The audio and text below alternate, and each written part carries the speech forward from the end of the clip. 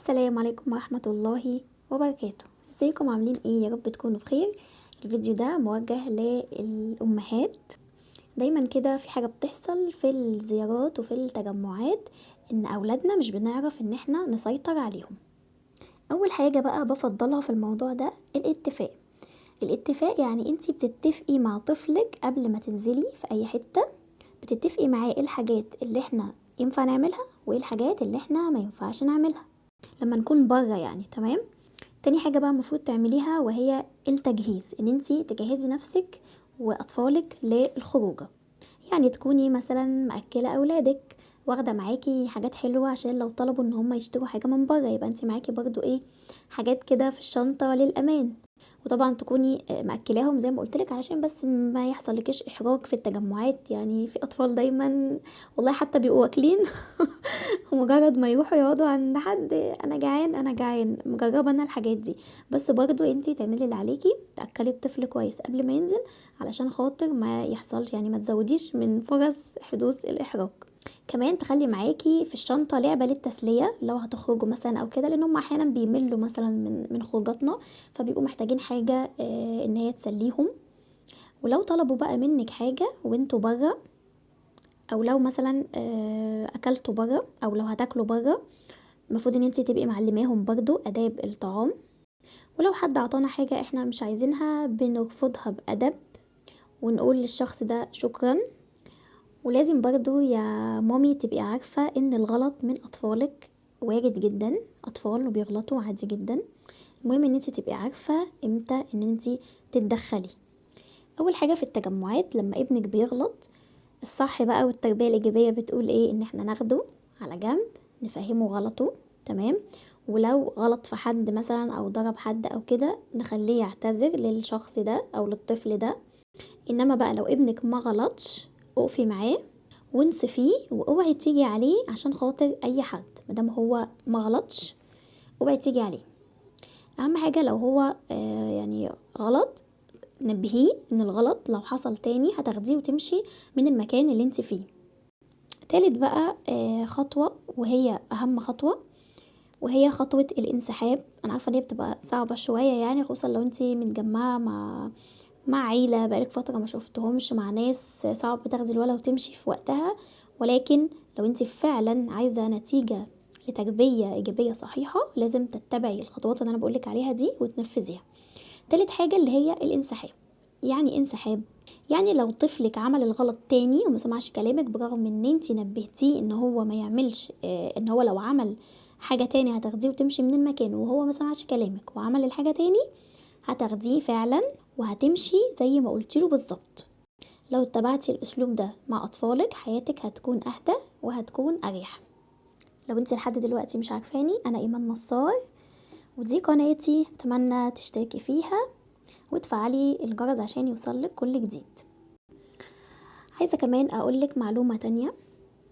آه لما دايما بنسمع ناس دايما بتقول لأطفالها احنا مش هينفع نشتري الحاجة دي عشان احنا معناش فلوس. هل بقى صح ان احنا نقول لأولادنا كده لو احنا يعني فعلا معناش فلوس، او الحاجة دي مش حابين ان احنا نجيبها؟ هو صح ان احنا نقول كده لو احنا فعلا مش عايزين نجيب الحاجة دي او مش معانا فلوس فعلا، مش عاملين حسابنا يعني فعلا ان احنا نشتري لهم الحاجة اللي هم عايزينها دي. ولكن اللي مش صح ان احنا نحمل عيالنا عبء قلة الفلوس، لان اطفالك لو دايما بيسمعوا الكلمة دي مفيش فلوس مفيش فلوس، فده بيأثر عليهم ان هم يعني الكلمة دي بتسبب لهم قلق على حياتهم بشكل عام. وده بيخليهم يسألوا نفسهم سؤال: هل اهلنا قادرين يجيبوا لنا اكل ولا لا؟ هل قادرين ان هم يخرجونا زي اصحابنا؟ هل قادرين يجيبوا لنا اكل زي زمايلنا؟ المشكلة بقى هنا ايه؟ ان كل الافكار دي ممكن ان هي تؤدي ان طفلك يسرق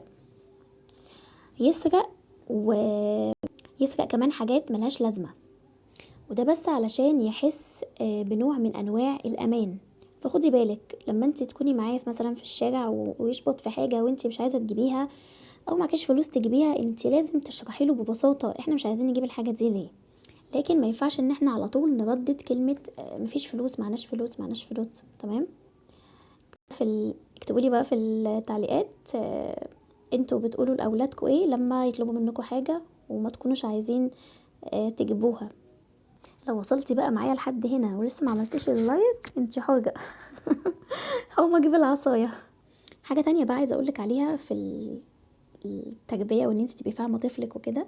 عايزاكي تسألي طفلك السؤال ده، اسأليه قوليله هي الناس لما احنا هنموتوا هيفتكرونا بايه او هيقولوا علينا ايه. اسألي ولادك السؤال ده وساعديهم ان هم يفهموا نفسهم. والسؤال ده مش لولادنا بس، السؤال ده مفروض يبقى لينا احنا كمان، يعني احنا كمان مفروض نبقوا عارفين الإجابة أو محضرين إجابة للسؤال ده.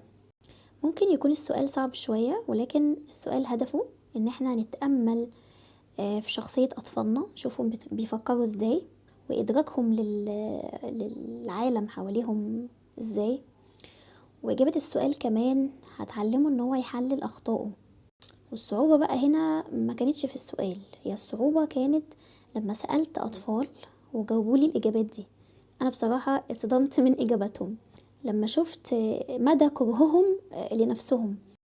إجاباتهم بقى كانت إيه؟ واحد قال لي أنا لما أموت أهلي هيجتاحوا مني، تخيلين؟ واحد تاني قال لي كل اللي في المدرسة هيقولوا إن أنا كنت وحش وبتاع التالت بقى قال لي محدش هيعمل حاجة لان اصلا محدش مهتم ان انا موجود. واحد تاني قال لي بابا مش هيقول حاجة لان هو اصلا يعني مش بيهتم بيا ومش بيقعد معايا. واحد تاني قال لي ماما هتنسى، يعني هتزعل شوية وبعد كده هتنسى وعادي بقى اخواتي هيشغلوها وكده وهتنساني. وعلى فكرة السؤال ده مفروض نسأله لسن يعني كبير شوية، مش أطفال قوي يعني، لا لسن يكونوا الأطفال مدركين لفكرة الموت، تمام، علشان يعرفوا يعني ان هم يردوا عليكي.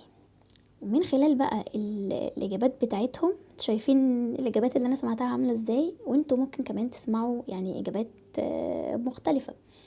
من خلال بقى الإجابات بتاعتهم دي انت هتفهمي طفلك، هتفهمي شخصيته شوية، هتفهمي هو بيفكر ازاي، شايف نفسه ايه، يعني بيحب نفسه ولا لا، شايف اللي حواليه بيحبوه ولا لا. كل ده هيبان من خلال الإجابة بتاعت طفلك لما تسأليه لما احنا هنموت الناس اللي حوالينا هيقولوا علينا ايه، يعني هيفتكرونا بايه.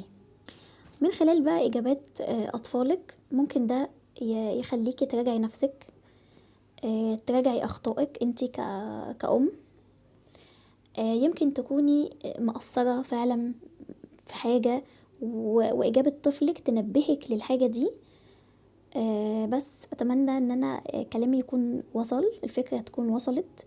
أتمنى ان النقاط اللي احنا اتكلمنا عليها تكون مفيدة ويكون الفيديو عامة يعني مفيد وعجبكم. وانا ايمان نصار، لو اول مرة تشوفوني متنسوش تشتركوا في القناة علشان وتفعلوا الجرس عشان يوصل لكم كل جديد. واشوفكم في فيديو جديد. السلام عليكم ورحمة الله وبركاته.